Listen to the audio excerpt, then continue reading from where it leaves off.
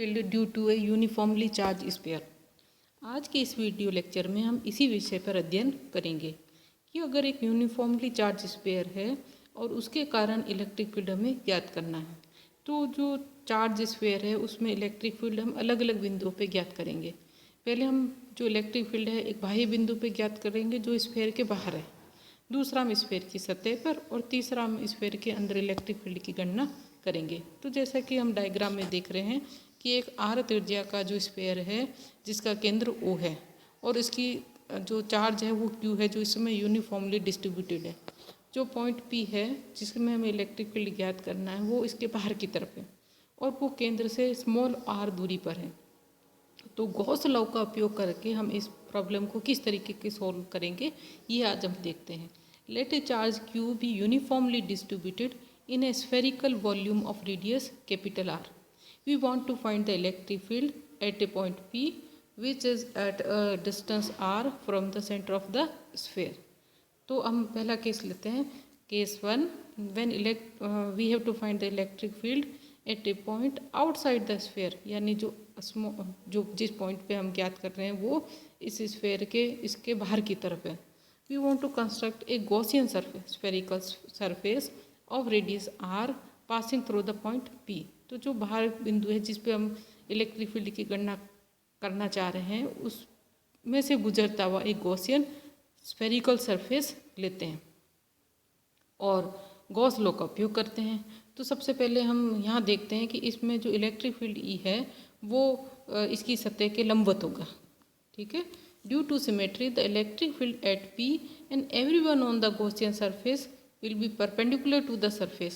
Let the magnitude of this field be E. And as the electric field is normal to any surface element ds, hence E dot ds is equal to E ds. यानी जब flux की गणना करेंगे तो flux phi is equal to E dot D S. E जो है वो पूरी सतह पे समान है और डी एस के बीच में जो एरिया एलिमेंट है इसके बीच में जो एंगल है वो 90 डिग्री का है, तो ये हो जाएगा ई डी एस। अब चूँकि surface electric flux through the entire surface of the sphere is integration E dot ds और इसमें से E बाहर आ जाएगा और टोटल जो एरिया है वो है 4 पाई r स्क्वायर। और गॉसियन लॉ से ये जो फ्लक्स है वो बराबर होगा Q अपॉन एप्सिलॉन नॉट के। According to Gauss law this electric flux should be equal to the charge Q contain inside the Gaussian surface divided by epsilon not.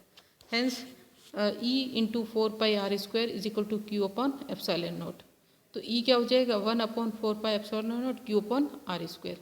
यानी यहाँ पे बाह्य बिंदु पर जो इलेक्ट्रिक फील्ड है वो दूरी के वर्ग के व्युत्क्रमानुपाती है। So the electric field due to a uniformly charge sphere at a point outside it is the same as if the charge on the surface is concentrated at the centre.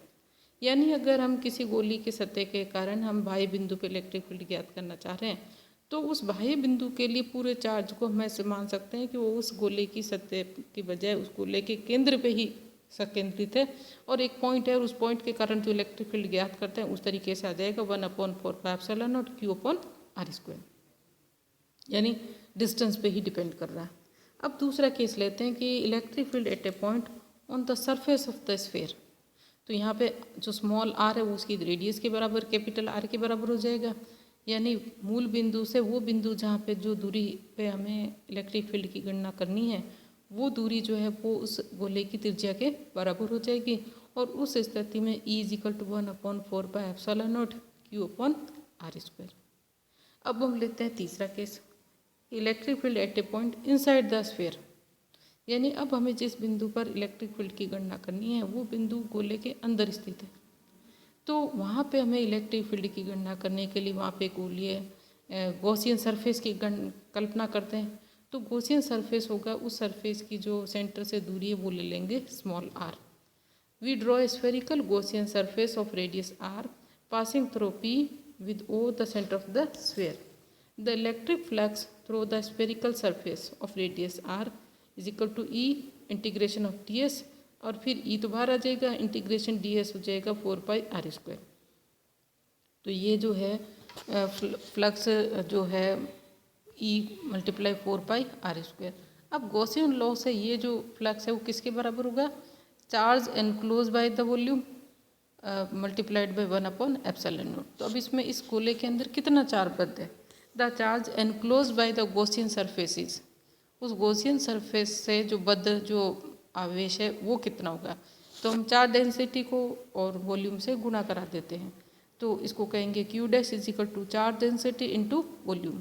Charge density होता है एकांक आयतन में आवेश, तो Q/4πε r³, ये एकांक आयतन का आवेश हो गया और मल्टीप्लाइड बाय वो वॉल्यूम जिसके अंदर आपका जो आवेश है वो बद्ध है, तो होगा 4/3 पाई स्मॉल r³। इससे आ जाएगा अपना Q डैश है वो Q/r³ capital R³।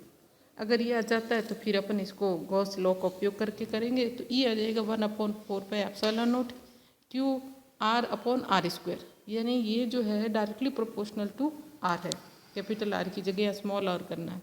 Electric field is proportional to R। तो अब इसका हम डायग्राम देख लेते हैं कि किस तरीके से इलेक्ट्रिक फील्ड दूरी के साथ बदलता है। तो ये जो variation of electric field with distance r due to a uniformly charge sphere is shown in figure. केंद्र पे 0 है, केंद्र से r त्रिज्या तक तो वो डायरेक्टली प्रोपोर्शनल टू है, केंद्र इस गोले की सतह पर वो मैक्सिमम है, और उसके बाद जो है इस गोले के बाह्य बिंदु पर 1/r² की प्रोपोर्शनल है, तो वो इस तरीके से डिके हो रहा है। ये वेरिएशन को शो करता है। अब हम इलेक्ट्रिक पोटेंशियल की गणना कर लेते हैं। तो इलेक्ट्रिक पोटेंशियल जो है अलग अलग बिंदुओं पे हमें इलेक्ट्रिक फील्ड ज्ञात है, उसी से इलेक्ट्रिक पोटेंशियल ज्ञात करेंगे। तो सबसे पहले आउटसाइड वाले पॉइंट पे इलेक्ट्रिक फील्ड होता है 1/4πε0 Q/r², और V है माइनस इंटीग्रेशन ऑफ इन्फिनिटी से उस R बिंदु पर लाने में किया गया कार्य, तो E/dr। अब E की वैल्यू रख देंगे और सॉल्व करेंगे तो ये आएगा Q/4πε0 1/r।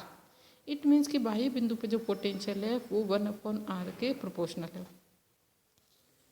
Point at surface पे अगर कोई पॉइंट ले तो वहाँ पोटेंशियल होगा 1/4πε0 Q/R। अब सबसे जो इम्पोर्टेंट है वो इनसाइड वाले पॉइंट पे। तो इनसाइड वाले पॉइंट पे V is equal to -∞ to R E/dr, और ये जो इंटीग्रेशन की रेंज है इन्फिनिटी से स्मॉल r, उसको हम दो भागों में बांट सकते हैं। इन्फिनिटी से कैपिटल R पे आएगा उस गोले की सतह तक, और फिर उस गोले की सतह R से हमें अंदर R त्रिज्या तक उसको लाने में किया गया कार्य ज्ञात करना है। तो इंटीग्रेशन की रेंज होगी इन्फिनिटी टू कैपिटल R और capital R to small r। अब इन्फिनिटी से जो R वाला है उसमें इलेक्ट्रिक फील्ड होगा 1/4πε0 Q/r², और जो R से स्मॉल r तक है उसमें इलेक्ट्रिक फील्ड होगा 1/4πε0 QR/r³। इन दोनों को सॉल्व करके हम इलेक्ट्रिक फील्ड के पोटेंशियल ज्ञात करें तो वो आएगा Q/4πε0। स्टेप्स आप इसमें देख लीजिए, सॉल्व करने पर आएगा 3r² माइनस स्मॉल r²/2r³। अब इस इलेक्ट्रिक फील्ड का अगर अपन ग्राफ खींचे, इस तरीके से ग्राफ आएगा कि डिस्टेंस के साथ में पोटेंशियल का ग्राफ। तो हम देखते हैं कि सेंटर पे मैक्सिमम है गोले के, और जैसे जैसे इसकी सतह पर बढ़ते हैं कम होता जाता है, और बाहर कम होते होते रिड्यूस हो जाएगा। ये डायग्राम जो है variation of electric potential V with distance R due to a uniformly charge sphere is shown in figure. तो इस तरीके से हम देखते हैं कि अगर यूनिफॉर्मली चार्ज स्फीयर है तो उसके बाह्य बिंदु पे, उसकी सतह पे और उसके सतह के अंदर किसी बिंदु पे इलेक्ट्रिक फील्ड और इलेक्ट्रिक पोटेंशियल कैसे कैलकुलेट करते हैं।